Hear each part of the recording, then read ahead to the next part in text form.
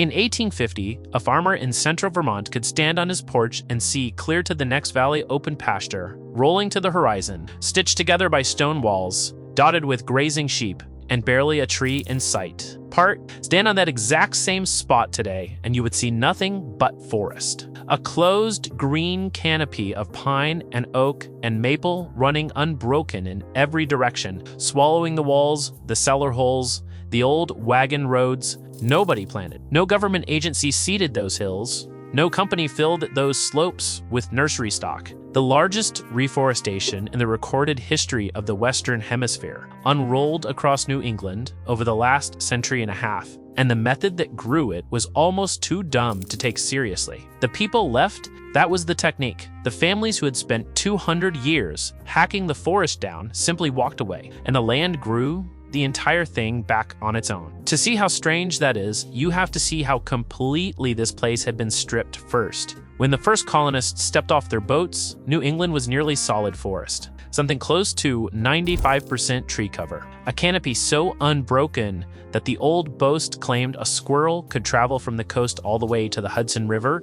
and never once touch the ground. 200 years later, that squirrel would have died of exposure in the open. The colonists arrived with axes and a worldview that treated standing timber as an enemy to be defeated, and they went to work. They cleared for houses. They cleared for firewood. They cleared for fields. And then in the early 1800s, they cleared for sheep. A trade war is what did it. When Thomas Jefferson's trade embargo and then the War of 1812 choked off the supply of British wool, the price of homegrown American wool went vertical, and a flock of imported Spanish merino sheep suddenly became the most profitable thing a New England farmer could own. Wool was the white gold of its day. To graze sheep, you need open grass, not trees. So the axes swung faster and the fires burned hotter. It became a full-blown mania. A single prize, merino ram, could change hands for more than $1,000 at a time, when a good working farm sold for a fraction of that. And farmers tore down forest they had spent their whole lives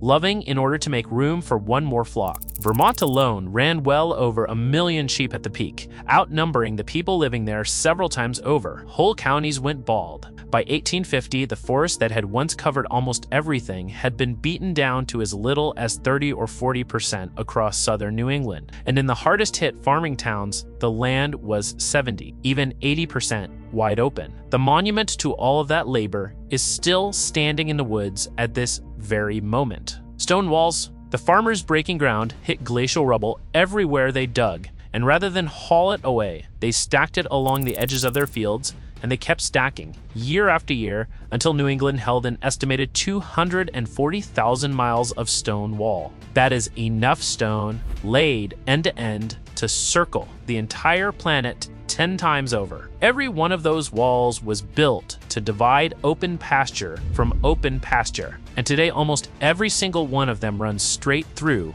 deep shaded forest, a fence around fields that have not existed for 100 years. They are a fossil record written in granite. You can walk a mile into what looks like ancient, untouched wilderness and trip over a perfectly straight wall, and that wall is telling you that you are standing in the middle of somebody's vanished sheep pasture, that this towering forest is younger than the rocks somebody once stacked to keep it out. Here is where the trap quietly closed on the farmers. New England soil is a beautiful lie. It looks like farmland, but it is really just a thin skin of dirt laid over glacial gravel, scraped up and dumped by retreating ice, packed with rock and starved of any real depth. Strip away the trees whose roots held that skin in place, graze the grass down to the dirt, and the soil begins to wash off the slopes.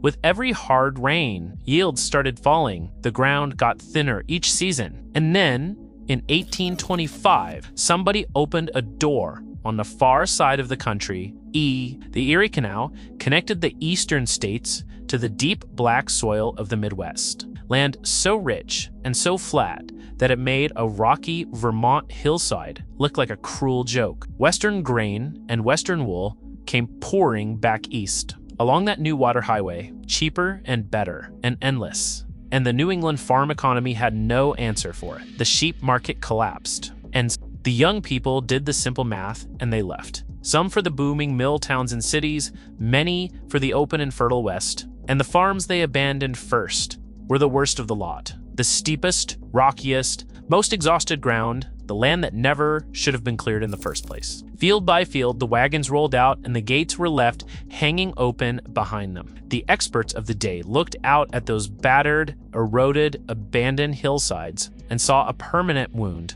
denuded slopes, exhausted soil, a landscape that had been used up and thrown away. They assumed that a forest on this scale was something a civilization would have to deliberately rebuild, one planted tree at a time, over the course of centuries if it could ever be rebuilt at all. And honestly, standing there looking at the bare rock and the erosion gullies, they had a point, but they had badly misread the machine they were standing on top of, because a forest is not a thing you build. It is a process that is always running, and clearing the land never actually switched that process off. It only held it down. Think of the simplest version of this that you already know by heart. Stop mowing a suburban lawn and watch what happens to it. The first summer, it is just tall grass. The second summer, it is goldenrod and brambles and weeds. Give it 5 years, and there are woody saplings standing in it, and give it 20 years, and there is a young forest where the backyard used to be. Nobody planted a single piece of that. The seeds were always arriving, riding in on the wind, dropping in the droppings of birds, getting buried by squirrels, drifting down like dust onto every open surface, every single year without fail. Mowing simply executed them before they could rise. Plowing and grazing did the exact same thing, only on an enormous scale, a giant hand pressing a coiled spring flat against the ground and holding it pinned there for 2 centuries. The instant the farmers stopped pressing down, the spring came back up, and one tree led the entire charge. The eastern white pine is built precisely for this moment. It loves full sun, it grows fast, and it throws light-winged seeds that ride the wind hundreds of feet out of every surviving woodlot and fence row and into the open fields next door. An abandoned pasture in New England does not stay a pasture for long. Within a few years, it prickles all over with pine seedlings, and within a few decades, it is a solid, towering stand of white pine, standing exactly where the sheep used to graze. If dead landscapes clawing their way back to life is the kind of thing you want more of, subscribe, because that is the entire job of this channel, and the stories only get stranger from here. Now watch the cascade, because this is where the land stops needing human beings entirely. The pines close their canopy overhead, and they throw down shade, and that shade works like a thermostat. The sun-loving grasses that ruled the open field cannot survive in the new cool dimness, and they die out underneath the trees. Fallen needles pile up and slowly rot into the first real soil that ground has had in a century. Soil that finally holds water instead of shedding it down the hill. And into that cool, shaded, moisture-holding forest floor comes the second wave, the hardwoods, the oaks, and the maples, and the birches that could never have gotten started out in the bare, baking, open field. Their acorns are carried in and buried, one at a time, by blue jays and squirrels who forget exactly where they hid them. That forgetting is the whole point. A single blue jay will cache thousands of acorns in a season and lose track of most of them, which means every jay is unknowingly planting an oak forest it will never see, ferrying heavy seeds uphill into open ground that the acorn could never have rolled to on its own. Their tiny winged seeds spin in on the wind by the millions.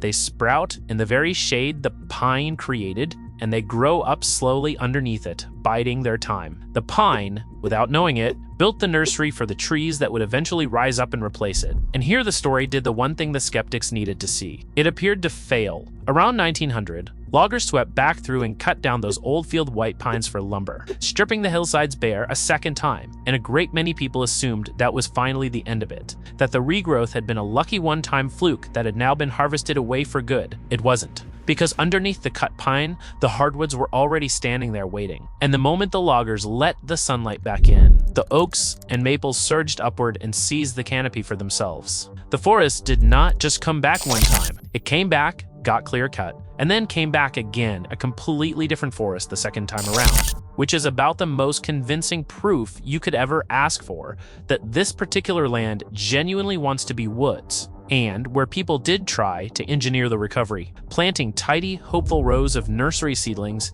in neat plantations. The wild and chaotic succession happening one fence line over was almost always faster denser, and richer, and it cost absolutely nothing at all. The expensive engineered version was just a worse copy of the free one, and the free one kept right on building. A closed canopy meant deep leaf litter, and deep leaf litter meant fungi and salamanders, and an entire hidden underground economy of soil life roaring back. The returning woods then pulled the wildlife back in behind them, like an incoming tide. First the deer, and then the larger animals that need unbroken forest to survive. The beaver damming up the streams once again. The fisher, and the bobcat, and the black bear, quietly moving back into hills that had been bald sheep pasture within living memory. The moose walked back into entire states that had not seen one in generations. None of it was released, none of it was reintroduced by anyone with a clipboard and a permit. The animals simply followed the forest home, moving in behind the closing canopy, the same way the canopy had moved in behind the abandoned plow. Each layer of the living system quietly rebuilding the conditions the next layer needed to arrive. 300 years of relentless clearing, undone by 150 years of simply leaving, and the final numbers are genuinely staggering. New England went from nearly solid forest down to that battered low point around the middle of the 1800s, and then all the way back up to roughly 80% forest cover today. Maine now sits near 89% forest, New Hampshire is close to 84%, Vermont is around 75%. Even crowded, paved over Massachusetts and Connecticut are still about 60% trees. 240,000 miles of stone wall that were built to fence, sunny open pasture now stand in permanent shade, and almost none of it, not 1 acre in 1,000, was ever deliberately planted. It seeded itself one windblown pine and one buried acorn at a time across land that every expert had already written off as ruined. To understand why it actually happened here, you have to look hard at the one place where it pointedly did not.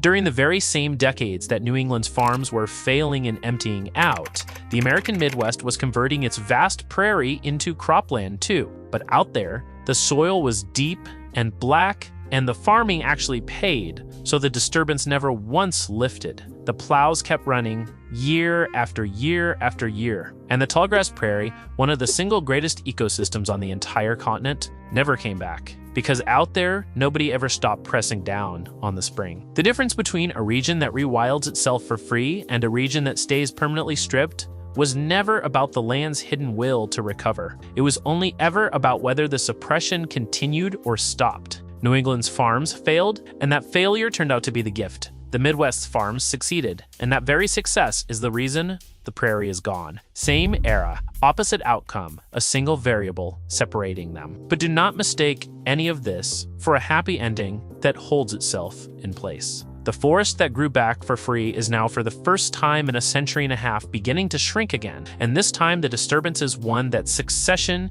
simply cannot undo. Sprawl, pavement, subdivision. An abandoned plowed field will quietly turn itself back into forest the moment you walk away from it, but a parking lot never will. And a developed lot stays developed because someone owns it and mows it and maintains it forever. Since around the 1980s, New England has been quietly losing its hard-won forest again to new roads and rooftops, getting sliced into smaller and smaller disconnected fragments, while introduced pests like the hemlock woolly adelgid and the emerald ash borer hollow out whole species of tree. The great forest recovery has stalled, and in many places, it has reversed. The spring that snapped back so beautifully can absolutely be bolted down for good, and in places, it is being bolted down right now. Which brings us to the real lesson buried in all of this. And it is not the lesson you would expect to find. The single greatest forest recovery in the history of the hemisphere was not an act of construction at all. Nobody engineered it. Nobody funded it.